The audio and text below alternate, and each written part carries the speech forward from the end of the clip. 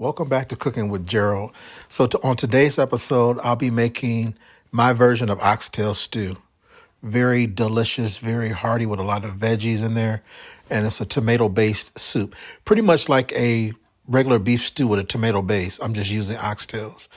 So stay tuned on this episode of Cooking with Gerald.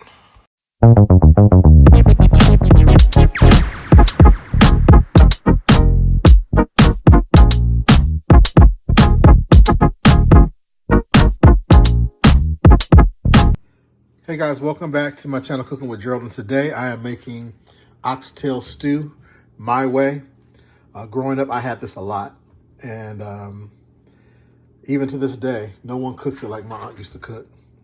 But starting it off, I have my oxtails, which I've actually washed, and then I've actually also washed them again with vinegar and rinsed them off. That's why they look all pale looking. I have some all-purpose seasoning, and I have some oxtail seasoning. This right here, if you are able to get the Ocho Rios brand, anything, this is a really good brand. There's several different oxtail seasonings out there on the market right now, and most of them are pretty much just like salt, like a seasoned salt. This has everything in it, from cloves, what is that? Salt, garlic, onion, basil, pepper, allspice, cinnamon, thyme, citric acid, and ginger, marjoram, oregano. I mean, this is the real deal right here. This actually really seasons your oxtails like Jamaican oxtails. So I'm going to actually put that in there. I have tomato sauce. I'll also be using some chicken stock. I have potatoes, I have onion, and a shallot, which the shallot is, you don't have to put that in there. And I also have some cut up Holy Trinity, which is bell pepper, celery, and onion in my freezer that I'm going to use it. And more likely probably won't use this onion. I have mixed vegetables, okra, and I have some extra whole green beans. Normally what I do, because I used to didn't like to eat all these different vegetables, so I would just buy bags of veggies that I actually really like. And I used to get these bird's eye steam. I think they're like green beans with garlic potatoes. It's like a potato and the green beans all together. All you do is heat them up. I used to buy those and put them in, which those actually are pretty good. But now I do eat most of these vegetables, so I'm going to go ahead and put the vegetables in there, because my carrots, I don't have any from my garden. I shredded them all to make carrot cake with. This year I won't do that, but so that's pretty much it to get started. So let me go ahead and I'm going to season my oxtails, and then I'm going to drop them in some flour and then brown them to sear them in the seasoning. And then after that, I'll go ahead and put them on. Hey guys, also I forgot to tell you about the garlic, the bay leaves. And then I'm also going to put some spaghetti in it. I'm going to break it up into about 4 pieces, into 4 pieces so they're small, and throw them in there. And here's my Holy Trinity that I'm going to put in there as well. All right guys, so I'm going to go ahead and season my oxtails. I'm using my all-purpose seasoning, which I always say this doesn't have much salt in it, so you can use it aggressively. Which I think I'm gonna use the other side.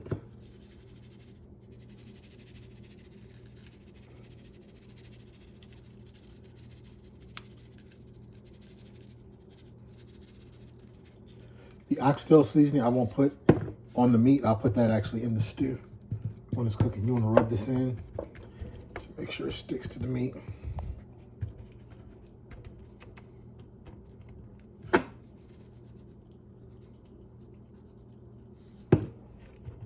All right, flip these over.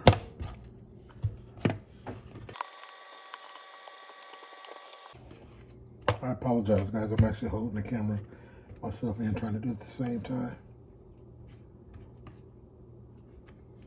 All right.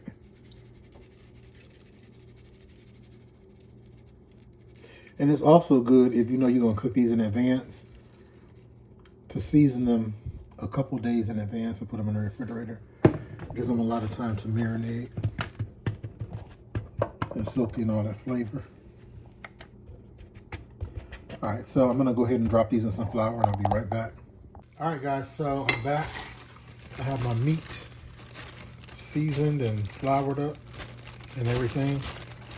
And my oil is hot. So I'm just gonna go ahead and brown these on both sides.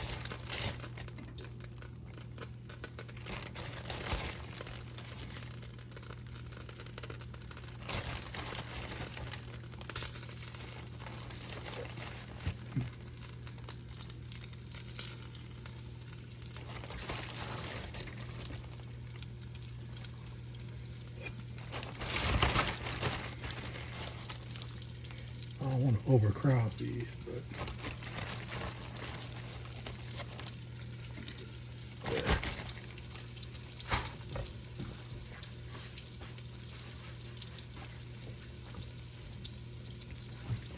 All right, so I'm gonna brown those. Also, I forgot to tell you guys too, here's something if you're doing the stewed Jamaican oxtails, that's actually a good marinade, or even with these, to marinate your meat in for a day or so. It's called Oxtail Marinade. It's by Grace, and it's over where you find your hot sauces and all that kind of stuff like that in the grocery store.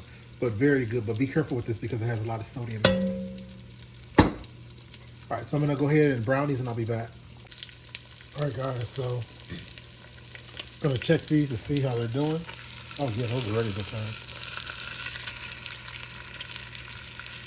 It's funny because back a few years ago, it's been like about 5 or 6 years, before I started working for myself,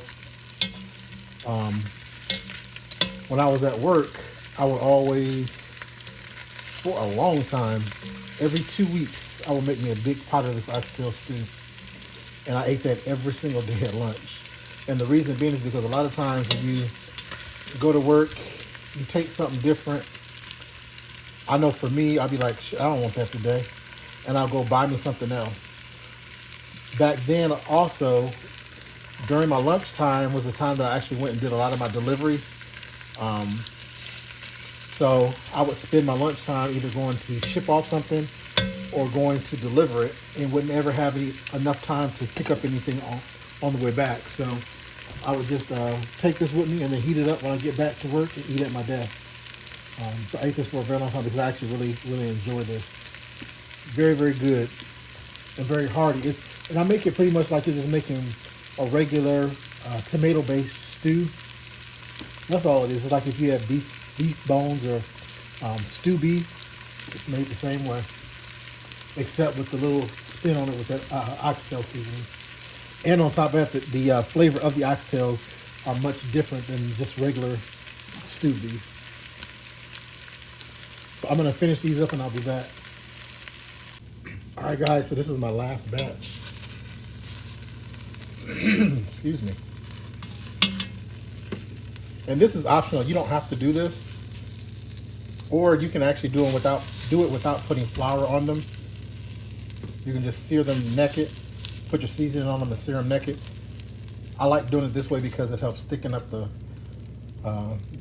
soup or the stew, simply because of the fact that you're putting the flour on there, and flour is a thickening agent. So what I'm going to do now is go ahead and put my veggies in.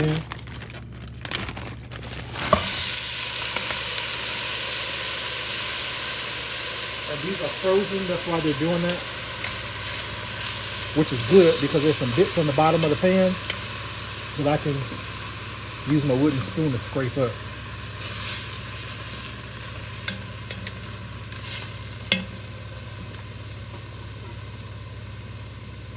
This is my shallot.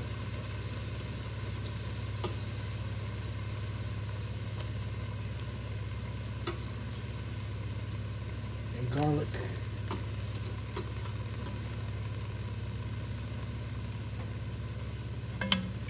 So I'm going to saute these until they become translucent, and I'll be back. All right, guys, so my veggies have softened up some. You don't want to cook them too much because you're going to be cooking this for like 3 or 4 hours.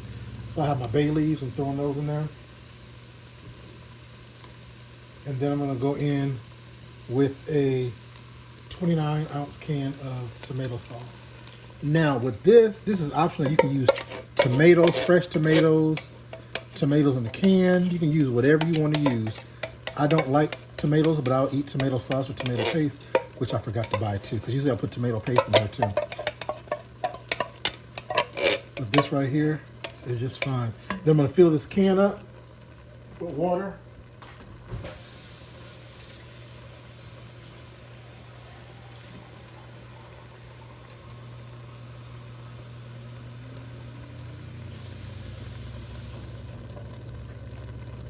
Drop that in there.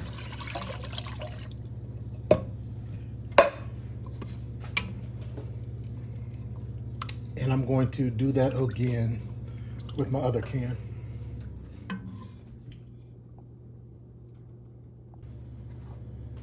Here's that second can.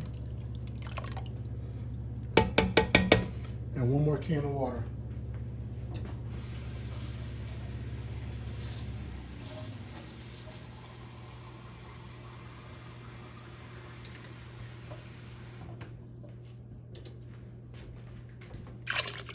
All right, may seem like it's a lot, but this is gonna cook down because like I said before, it's gonna cook for a very long time.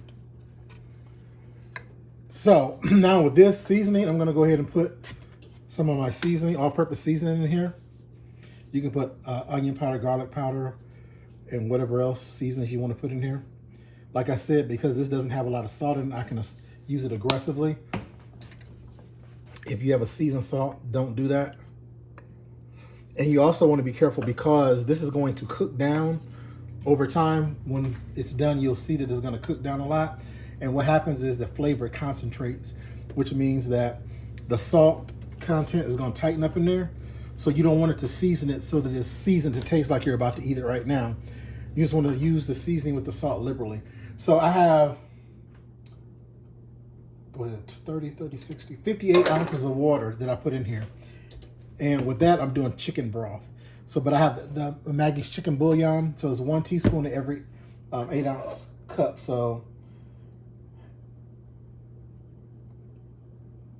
like 36, 58, 8 times 7 is 56. So we're gonna do 7 teaspoons.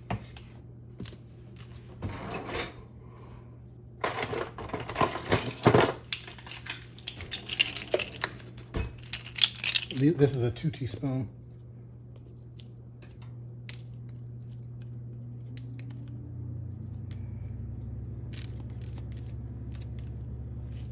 Come on out. Hold on, y'all. Oh, hold on. Half of that. Oops, sorry about that. Just remainder that. That's 2, 4, 6,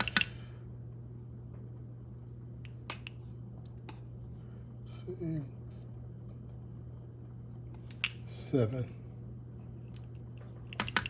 So 8 times 7 is 56.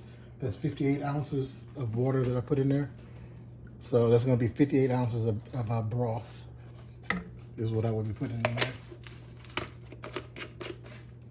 And I'm going to put my oxtail seasoning in there.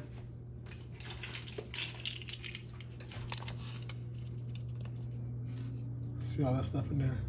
Look at all that. So this is 2. I'm going to do 4 teaspoons of this to start off. That may be enough.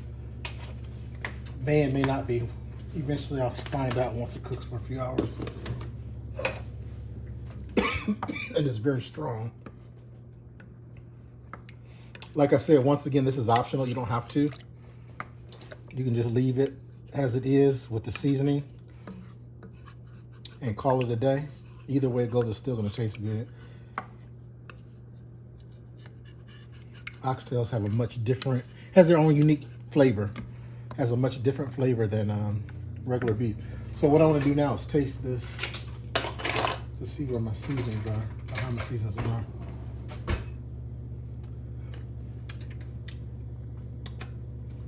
Yeah, that's fine. So now what I'm going to do is go ahead and add my meat in there.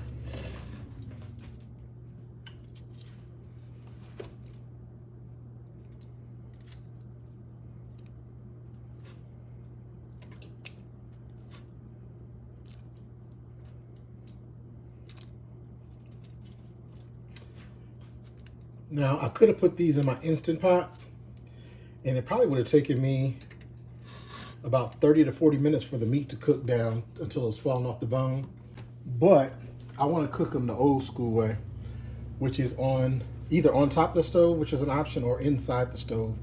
What I'm doing is starting it on top of the stove, and then I'm going to put them in the stove and cook them on 375 for about 3 hours or so until the meat is falling off the bone. I used to cook them on top of the stove, but the thing that I don't like about cooking on top of the stove is every 15, 20 minutes you got to come and stir to make sure nothing's sticking at the bottom, especially if you do bread your or flour your meat when you sear it.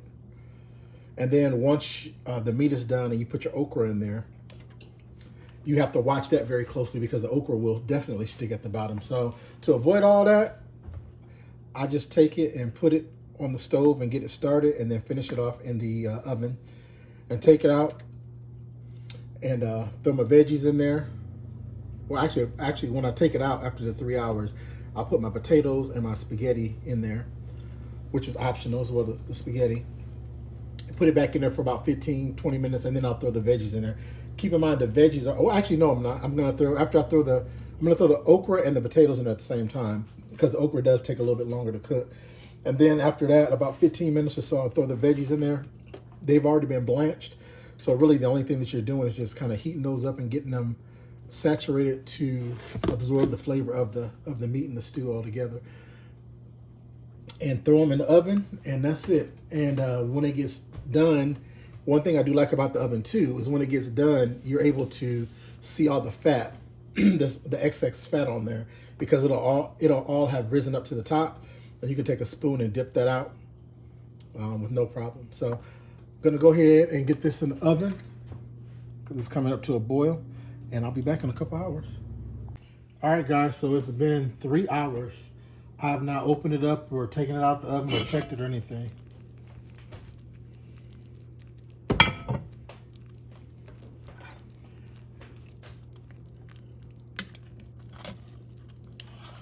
Do all of that. See how the fat drifted to the top like that, like I was telling you before? And how this has significantly reduced. I'm about to let this pot soak.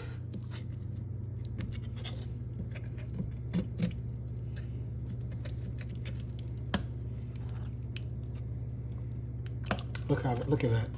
Look how it thickened up.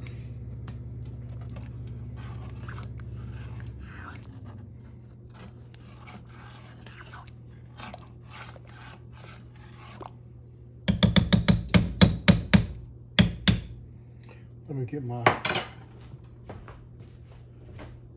wooden scraper so I don't mess up the bottom of my pan while I'm scraping this. This is enamel. You don't use no, what do you call that?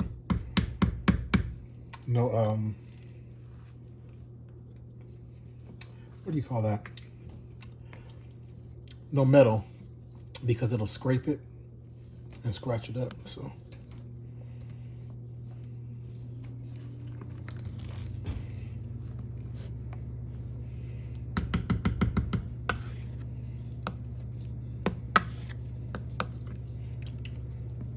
Which when you're doing this, take it out after 2 hours. I had the timer set for 2 hours. 2 hours came, I was doing something else and didn't feel like taking it out the oven, so I was like, I'll just wait till 3. Now let me check to see if it's falling off the bone.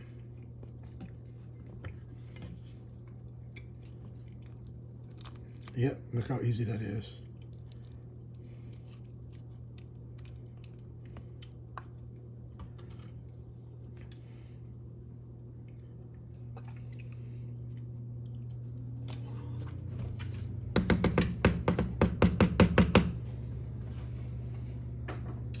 All right, so, very good. I'm gonna go ahead and drop my potato and my spaghetti down in here.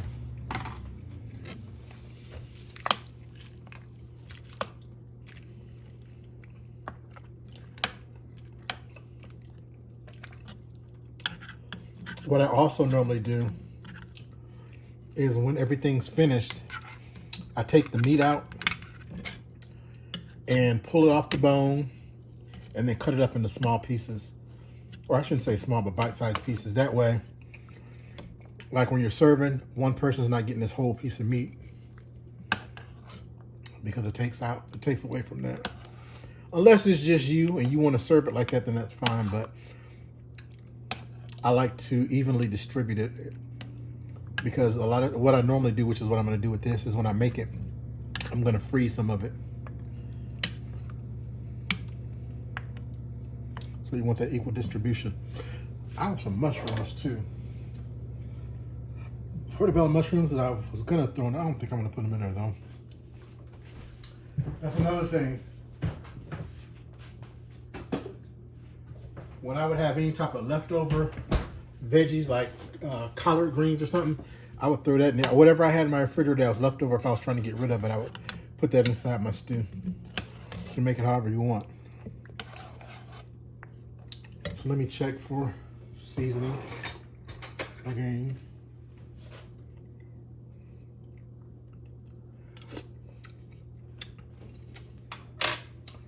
What's good is perfect. It doesn't need any more salt or anything. What I'm adding in here is about a tablespoon of sugar. It's not to make it sweet because it's not going to make it sweet. What it does is it helps reduce the acidity from the strawberry. I mean, not from the strawberries, from the tomatoes, or tomato paste rather. Look at that, how thick that is. That stuff just thickened right on. That's why I like my stews thick like that. I don't like no watery stew, just like a soup. And I like it when it naturally thickens up. And it's probably gonna thicken up even more because of me putting okra in there.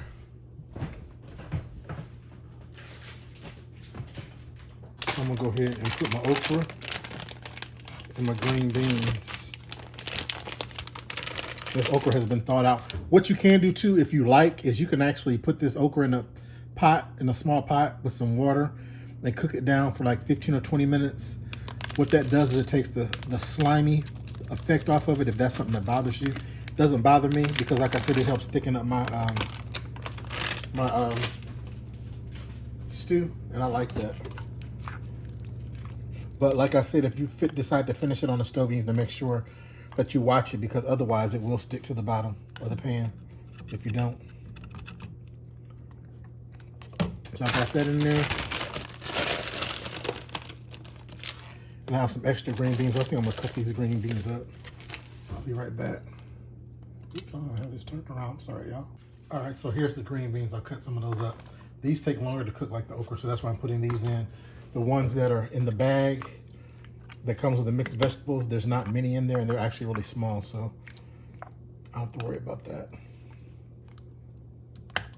I may end up having to put some more water in here because those potatoes, the starch from the potatoes may thicken it up as well as the okra. So you have two options, or I have two options. I can do this on the stove and finish it up, which I'm not gonna do because it's so thick, it's probably gonna try to stick to the bottom of the pan.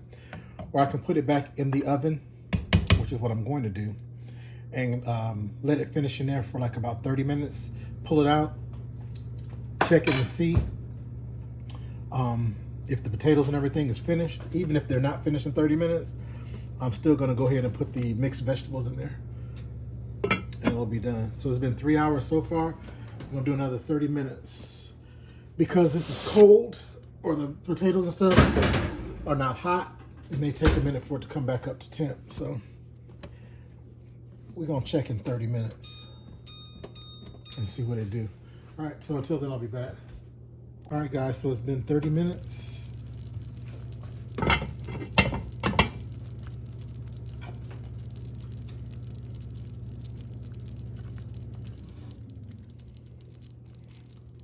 And looks like the potatoes are done.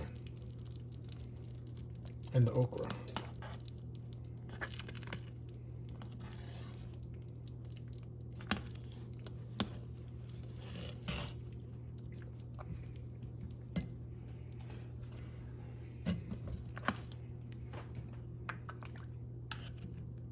This looks so good.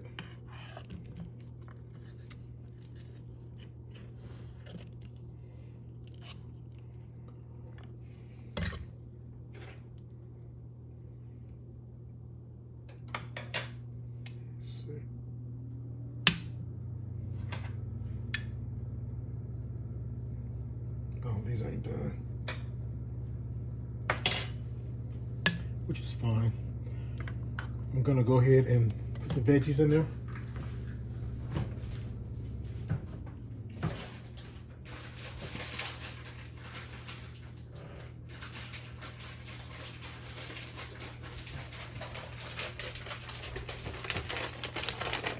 I'm gonna heat those up in the microwave first. I'll be right back. Okay guys, so what I did was I heated up these veggies. Drain all the water out. And I'm gonna go ahead and throw them in there. I did get 2 bags. I don't know if I want to add both of them though.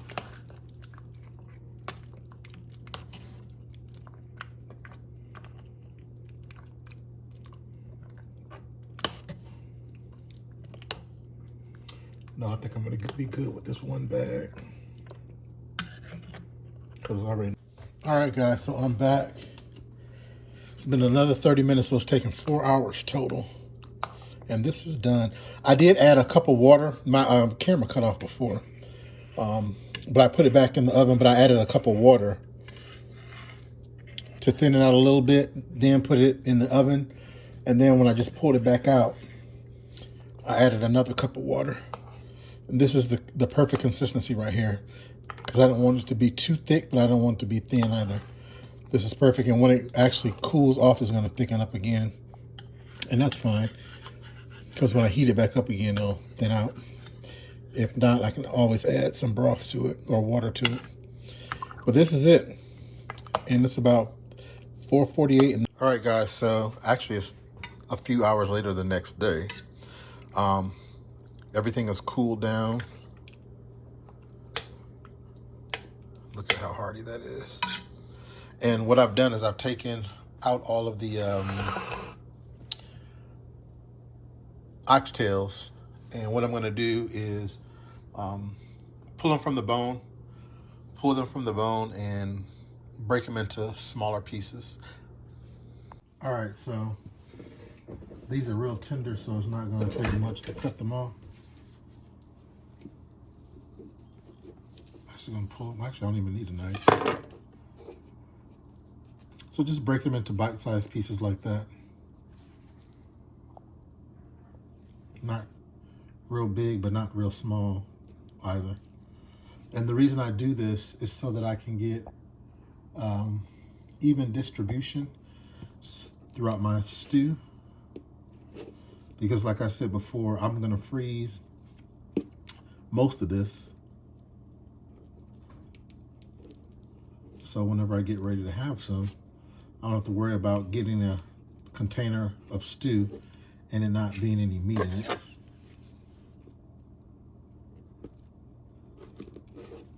Oh, and then I also put the bones back in there too. The bones are flavor. That's where all the flavor is at, it's from the bones.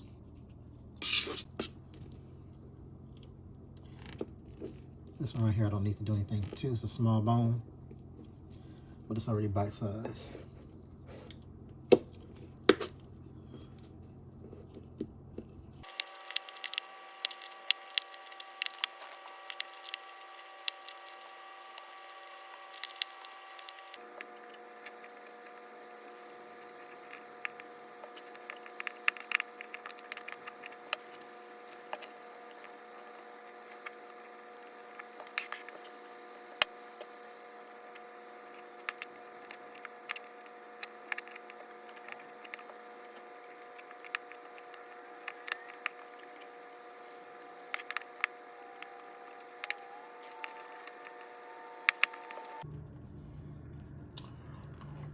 Okay guys, that is it. So I'm gonna go ahead and put this back in my pot. All right guys, so I'm gonna put my meat back in here.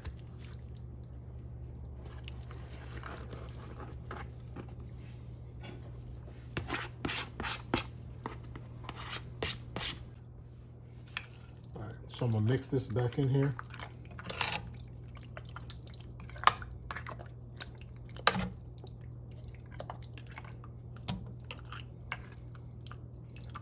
And I will be back after I plate it up. Okay, guys, there you have it. Oxtail stew done my way. I hope that you did enjoy this video. Please go ahead and like the video, give it a thumbs up. If you want to see more videos like this, go ahead and click the subscribe button. And don't forget to click the notification bell at the top right-hand corner of the screen to be notified each time I do upload a new video. And then also don't forget to share this video with some of your family and friends. Also, leave me some comments down below. Let me know how you make your oxtail stew. Have you had oxtail stew made like this before, or do you make it another way? Until next time, stay safe.